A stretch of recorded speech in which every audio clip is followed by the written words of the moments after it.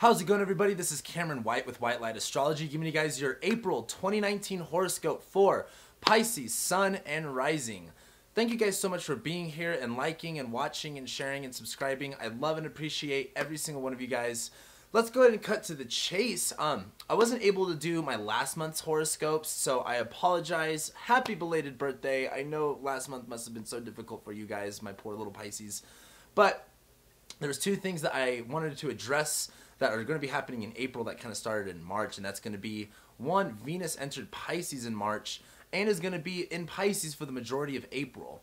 Mars is also entering Gemini at the very end of March, and I want to hit about that too. Now, Venus first though, of course. Now, Venus is this planet of love and beauty, expression. She wants to bring things together. She wants to really enjoy what she values.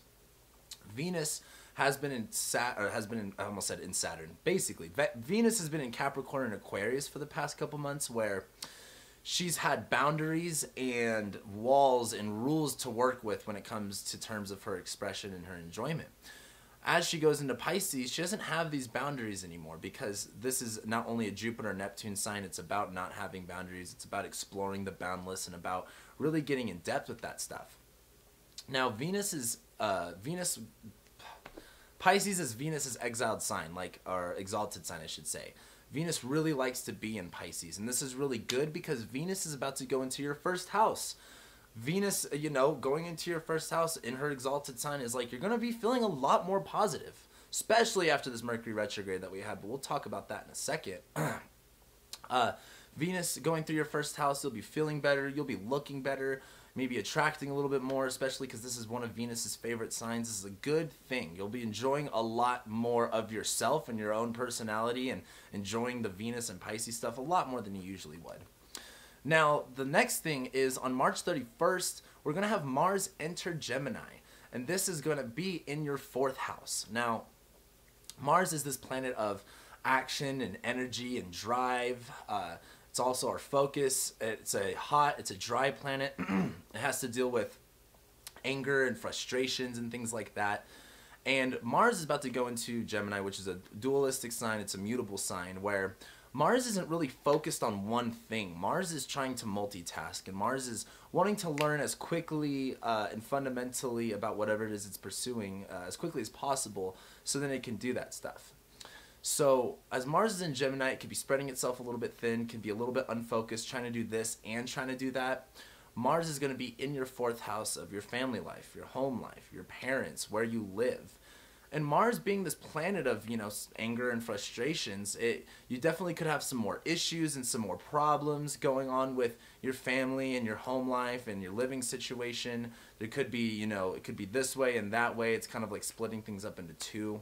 And that's one thing I want to hit on. However, with Mars being in your 4th house in Gemini, this is going to be a time to go, whatever it is that you're wanting to get done or accomplish in that area, you're going to want to, not spread your wings, but dip your feet into other waters and try something new and try something different. But to move into April, the first thing that we've got going on in April is on April 5th, we have the new moon in Aries. This is all about your money, basically. So when you have a new moon, you have both of the luminaries, the sun and the moon, in the same sign. They're focused on one thing. And this is Aries. This is about, identity. This is about initiating. This is about starting. This is about doing. And this new moon is happening in your 2nd house, where your 2nd house is all about your money, your finances, your resources, what you own and what you physically possess and what your values are. And so this new moon is going to be a really good time to look at where your financial situation is at, what money do you have, and what do you want to do with that money, or what are you doing with that money is a good way to put it. Kind of taking a chill pill, putting the brakes down and going, this is where my financial situation is at, and this is what I'm wanting to do with it. And we'll be getting more into that. Now, the next big thing that's going on is on April 10th, we're going to have Jupiter stationing retrograde. Jupiter's been in Sagittarius now for a couple months. It's been going through your 10th house now for a little while, and Jupiter is this planet of optimism and expansion and faith and belief and trust and spirituality and philosophy. It's been going through its home sign of Sagittarius, where his vision, his ideology is very much alive, and it could see its vision. It's pointing its arrow, and it could see where it wants to go. It believes that it can hit its target, even though it may be just around the corner. Jupiter has been in Sagittarius and transiting your 10th house of your career, your public vocation, what you're kind of doing in this world for a couple months now. Now, Jupiter has, probably brought you opportunities, brought you experiences, brought you a vision of maybe what you want to do with your life and your career. However, Jupiter is going to station retrograde on April 10th, and it's going to stay retrograde for a couple months. Jupiter will not go direct until later on in August. And what Jupiter retrogrades are really about, it's about going, what has Jupiter brought to you, and how do you feel about that? This expansion and these things that have came about within your career in that context, is that in alignment with your vision? Is that in alignment with your truth? Is that the direction you want things to go in? And this is also about going, are you grateful? Are you thankful for these things that are happening? Can you at least see the positive that is happening if maybe it's not happening there as far as you know? Now, Jupiter's retrograde motion is basically thinking about these things, internalizing your beliefs and going, again, is this my vision? Is this my truth? Is this what, is this what I had in my head? And as Jupiter retrogrades, getting that clear, Jupiter will go direct eventually again, and then that's about shooting your shot again, getting that second chance. And we'll be talking more about that as time goes on. However, the next big thing that we have is on April 16th, we're going to have Mercury leave its shadow and enter Aries on the same day. So this is probably not news for you guys, but that Mercury retrograde probably messed y'all up. That was in your first house, so I'm pretty sure I said this before in February, you're probably going to have a miscommunication somewhere, and it's probably going to be on you. Now, Mercury's now out of shadow, it's out of retrograde, it's moving into the sign of Aries, where Mercury is this planet of communication, of intellect, of our mindset, and how we're speaking, how we're addressing situations, and what's going on in our minds. When you have Mercury in a fire sign like Aries, it's pretty easy to understand that the way that things are going to be addressed and communicated may be a little bit blunt, going to be a little bit irrational, maybe very forceful. It's going to be very clear, though. Mercury in Aries is very clear on its message. It's not messing it up. It may be a little bit intense, but it's clear nevertheless. Now, Mercury is going to be going through your second house of your money and your resources and your finances. And so this is going to be a time where that Mercury energy of, where our mindset is at, what we're thinking about, what we're focused on for you is going to be how you're addressing your financial situation, how you're addressing your money, what's going on with the things that you own and that you possess, and do you need to take care of that stuff at all? And we're going to, there's a lot of stuff that we're going to talk about with Aries and Libra, but to continue on, the next big thing with that is on April 19th, a couple days later, we're going to be having the full moon in Libra, number 2, the second full moon in Libra.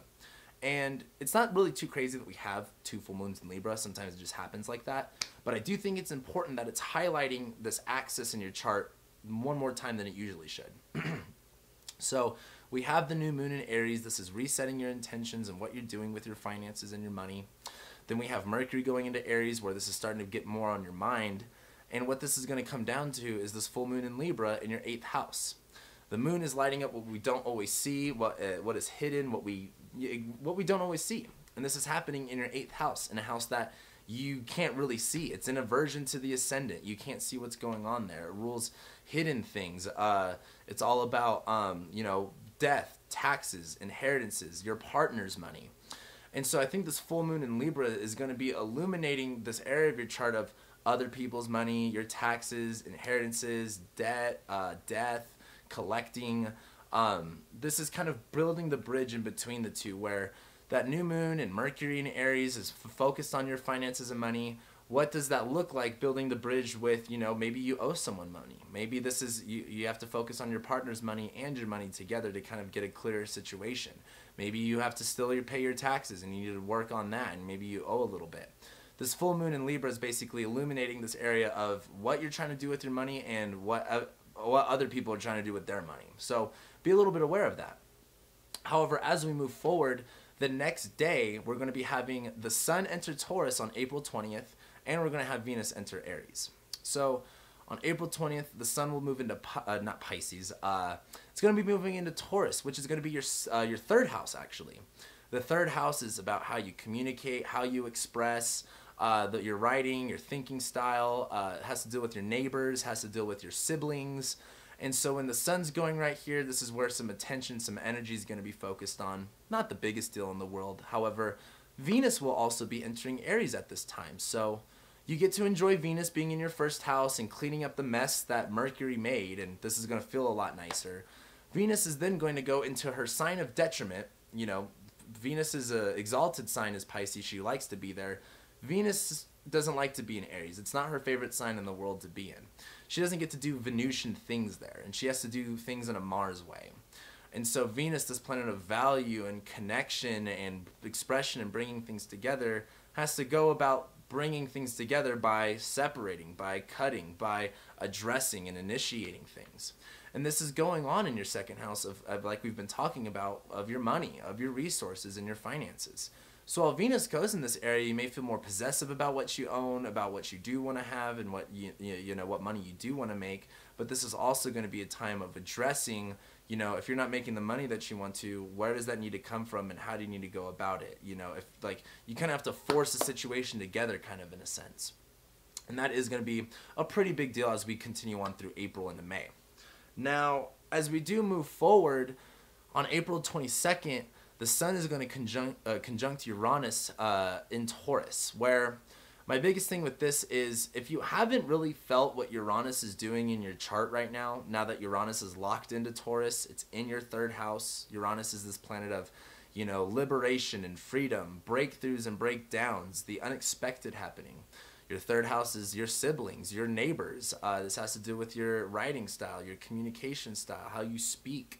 This has to do with teaching and learning as well. And so Uranus can bring up a lot of ups and downs here. And on April 22nd, when we have the sun conjoin Uranus, this is basically bringing a light to this area where you can see a little bit better of what's going on there. And I wanted to emphasize that because, like I said, if you haven't seen what Uranus is really doing in your chart yet, April 22nd might be a time where you kind of have a lot more clearer vision of that sporadic, unexpected energy in that area of the third house. And then the last couple things that we've really got going on in April is on April 26th, we're going to have Mars square Neptune. And this is really important specifically for you Pisces because Neptune's in Pisces. It's in your first house. Like, I mean, you guys are already confused creatures as it is, but Neptune being your first house, your sense of self, your identity, and, you know, your personality can sometimes be dualistic, and, you know, sometimes you have a certain idealism about things, and it's sometimes confusing, but it's the spiritual connection. Mars is going to be, like I said, in your fourth house where you could be having some problems with your living situation, with your parents, and things like that. And as Mars squares Neptune, this is going to be the time where you might have certain expectations about, you know, how your family's supposed to address you or what you're kind of doing within the context of your living situation and stuff like that. And it doesn't match the ideology or the idea that you've created that you're represented in. Meaning, what you're doing and what problems are coming from a lot of the family life, your living situation, are going to be looked at as like, you know, hey, how are you seeing yourself and how are you playing into that role of being the problem? Not saying you are the problem, and it could look that way. It could also look like, you know, people. A lot of it is you can have rose-colored glasses with the people that you live with, or with your parents, or with your living situation, and you know that Mars square Neptune is kind of like you got to take the rose-colored glasses off because this is a difficulty. This is an issue. This isn't exactly you know, going the way that you expected it to. The expectations that you have don't match the results is the best way to look at it. But also on April 26th, we're going to be having Pluto stationing retrograde. And I don't really want to talk about Pluto retrograde, but what I wanted to hit on with this is that the South Node is going to be over Pluto for like the whole month, for a pretty long time. And Pluto is going through your 11th house right now of friendships, networks, connections, associates, things like that. And Pluto is this planet of, you know, big, massive change, of fear and anxiety and just huge destruction. And as it's been going through there, you've probably felt, of course, you know, a little bit of the framework that you've built yourself and your friendships on, and your alliances and your networks may not be working anymore. And the South Node is what we need to stay, not what we need to stay away from, but what we need to move away from, what doesn't serve us anymore. And as the South Node goes over Pluto, this is about releasing that anxiety and that fear of things crumbling and falling apart. Let them fall and crumble and let them go away. It's just about, it's like I've been saying this on like all the videos, like if you're in a house that's crumbling, you're doing yourself no good trying to hold it up by yourself. Like just get out of there before it falls, especially if it's inevitable.